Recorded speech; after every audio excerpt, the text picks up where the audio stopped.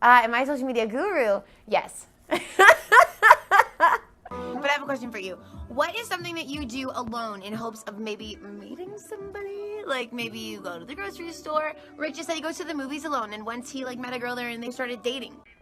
Hey brother, my name is Josie, and I do the Midday Show on Virgin Radio Calgary. Social media is a hugely important aspect of communicating with our audience. I would say it's like almost just as important as the actual radio aspect itself, because on the radio they have the option to text in, but social media really gives us a chance to connect with our audience, whether it be through Snapchat, through Instagram, through Facebook Live. It's just a really, really cool way to do it, and it helps the listener put a face to our name so that they can feel like we actually are friends and that we have some kind of affinity, as opposed to just hearing us and having no freaking clue who they're listening to.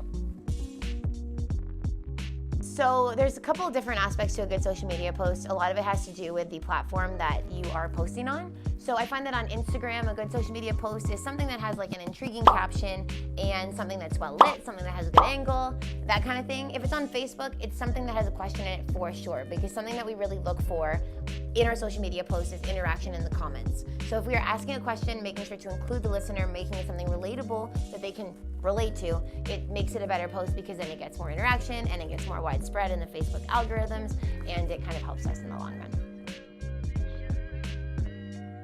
We are mandated to post 2 to 3 times per show if the show is 4 hours long.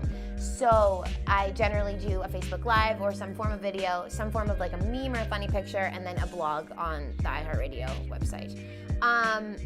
So on the social media sheets, the way that it works is it tells you how many times to tweet, how many times to post on Facebook, how many times to post on Instagram, and what times are the best to do it. So what we are kind of like mandated to do is 3 tweets, at least 1 Instagram story, 1 Instagram post only, and 3 or 2 posts on Facebook. So these sheets kind of remind us, hey, this is what you should be doing, these are the times that you should be doing it, and then it also is like a nice little reminder for us to check the messages so that we're making sure to get back to the listeners when they are messaging us and giving them like the best possible customer service that we possibly can. I overheard some girls talking at Starbucks this morning about cuffing season, how they only really want to be in a relationship starting now until the end of the cold months. Is that a thing for you? Cuffing season. Are you like, oh my God, I need to find someone to love me now because it's getting cold? My persona on social media is the in-house single girl. I am the single one on air all the time for the whole 3 years I've been here. So I talk a lot about Tinder, I talk a lot about the dating world, which is pretty relatable because I feel like everybody's single right now, even though they're not. And and I also definitely hone in on things that I find to be super relatable, like old Hillary Duff songs or like Lizzie McGuire and Boy Meets World and stuff that I really relate to because I'm in the demographic. I'm getting a little old, so I gotta watch it. But yeah, I feel like I just relate to people on, think of the most relatable basic meme, and I laughed at it. So I kind of just try to stick to that area of things and relate to people in that sense.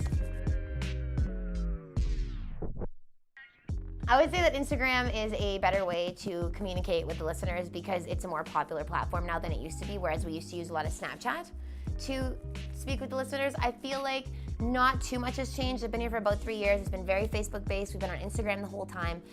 It's just a matter of now there's more of an algorithm, but I think that that is something that would have worked in our favor also 3 years ago. We just didn't have the right people behind it to tell us what to do.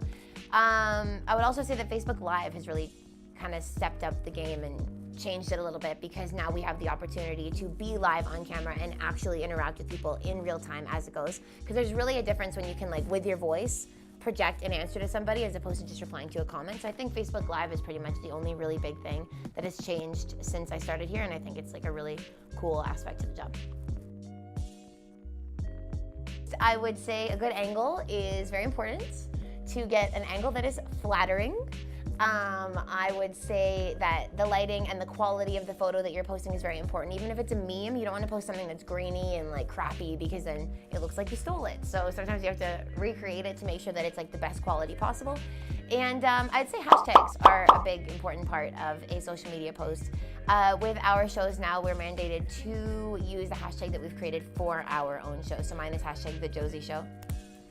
Plugging it in. you can check it out. But I feel like that's a good way to kind of keep track. Like if you see something that I posted that you like, it would be a good way for you to be able to follow everything that I posted, that kind of thing. But yeah, those are the 3 things that I think are good